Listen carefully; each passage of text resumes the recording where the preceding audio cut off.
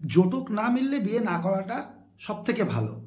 কিন্তু কিছু কিছু ক্ষেত্রে দেখা যায়, বিশেষ করে যারা প্রেম করেছেন, বিয়ে করতেই হবে, সেসব ক্ষেত্রে কিছু ক্রিয়া করে বা কিছু দেখে শুনে তাদের বিয়ে দেওয়া যেতে পারে, তাদের জীবন শান্তিতেই থাকবে। যেমন প্রথম হচ্ছে দিনটা বিচার করতে হবে, আপনি কোন দিন বিয়ে করছেন। কিছু কিছু নক্ষত্র আছে যেটা আপনার সাথে আপনার জীবনসঙ্গীর দুজনারই ভালো নক্ষত্র, এরকম কিছু নক্ষত্র আগে খুঁজে বার করতে হবে। তারপর সেখানে দেখতে হবে সেই নক্ষত্রটা কোন বারে ভালো, মানে কিছু কিছু নক্ষত্র কিছু কিছু বারে ভালো ফল দেয়। যেমন পুষ্যা নক্ষত্র বৃহস্পতিবারে ভালো ফল দেয়, এই জন্য আপনারা শুনেছেন গুরু পুষ্যা, ব্যাপারটা কি আপনারা জানতেন না।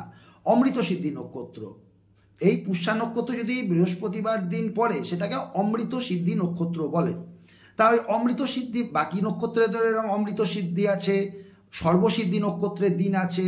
এবং তার সাথে অবশ্যই দেখতে হবে আমাদের প্রত্যেকটা মানুষের একটা করে ঘাতক মাস থাকে, তাই ঘাতক মাসে কোনো ভালো কাজ করা যায় না, এই ঘাতক মাস বাদ দিয়ে দিতে হবে।